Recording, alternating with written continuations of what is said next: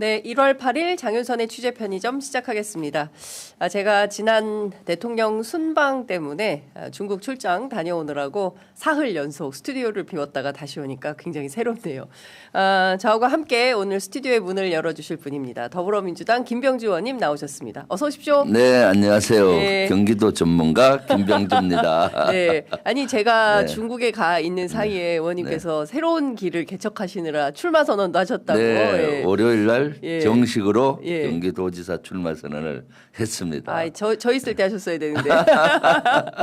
네, 힘차게 출발하고 있습니다. 그렇군요.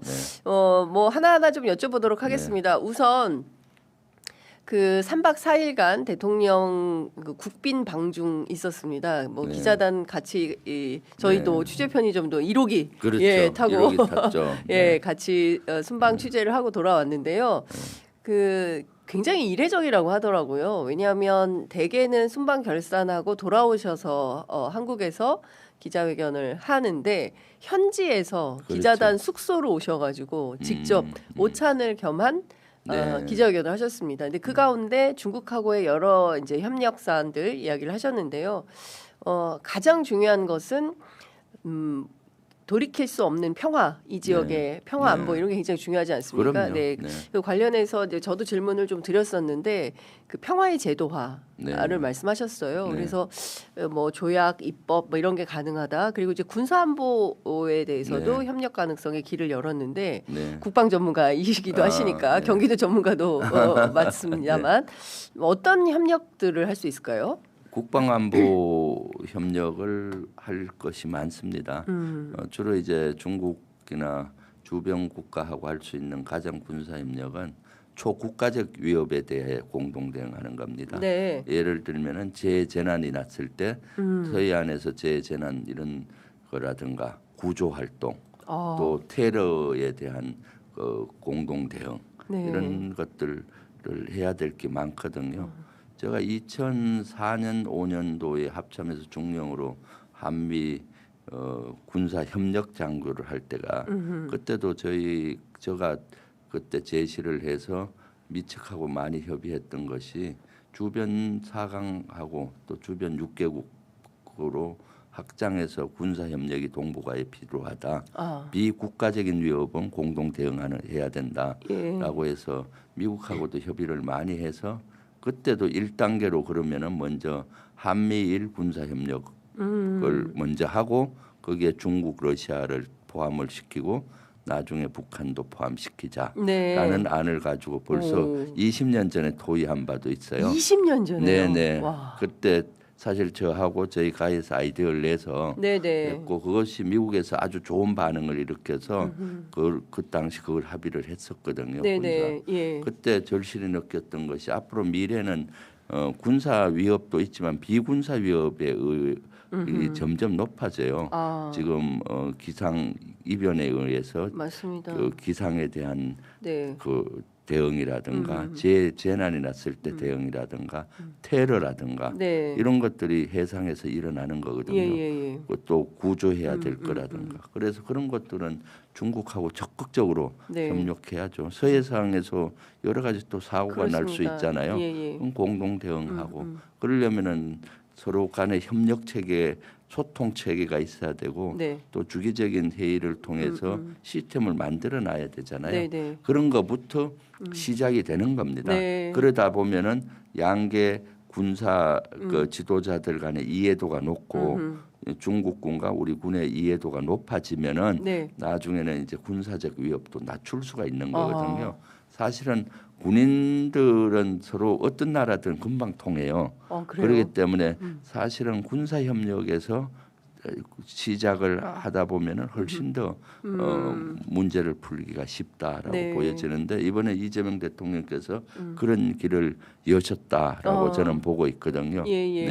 그 사실은 여러 뭐라고 해야 됩니까? 그동안 사실은 그 중국 시진핑 주석이 굉장히 엄근진, 엄격 근엄 진지 예, 그런 상징이었는데 인민대회당에서 이재명 대통령이 셀카 그렇죠. 예, 제안을 했어요. 근데 사실은 그게 시진핑 주석이 지난 에이펙 때 선물로 준 샤오미폰. 이 샤오미폰. 그 샤오미폰이 사실은 그 디스플레이는 LG로 만든 거고 그 휴대폰은 실제 이제 중국산인 건데 이게 한중 협력의 상징 같은 존재여서 그렇죠. 저는 선물한 시진핑 주석도 그게 이제 구형 모델이라는 거예요. LG 디스플레이를 쓴 거. 그 선물한 것도 그래서 그 선물을 가지고 와서 인민대회당에서 셀카를 찍은 것도 야, 두 분이 진짜 대단하다라는 생각이 좀 들었는데 그 셀카 외교는 어떻게 보셨습니까? 감성 외교 뭐 이렇게 그렇죠. 역시 스마일 외교 이렇게 또 평가를 대통령실에서 하고 있습니다. 이재명 대통령 대단합니다. 왜냐하면은 선물 받은 거를 그걸로 다시 보여주고 그걸 가지고 이제 셀카를 찍지 않습니까? 그리고 저렇게 자연스럽게 찍는 모습. 그리고 또 시진핑 나중에 보니까 사진 잘 찍네요 하고 또 칭찬하고 그러잖아요. 그리고 화질이 좋다 저 휴대폰이. 저런 것들이 이제 또 이재명 대통령께서는 현재 대한민국에서 유행하는 젊은 세대들 셀카가 일반화되는 이런 한국 문화를 또 알려주는 거고 하기도 하고 그 선물 준 거를 내가 이렇게 잘 활용한다. 그냥 선물 준 사람은 흐뭇하잖아요. 그렇죠. 그래서 그런 마음을 잘 읽는 거죠. 그리고 그 핸드폰 내에는 중국 제품과 우리 부품이 같이 결합이 된 국가 중국의 어떤 상징 이런 것들을 잘 나타내서 분위기를 또 반전을 시켜서 좋은 분위기를 만들 수 있잖아요.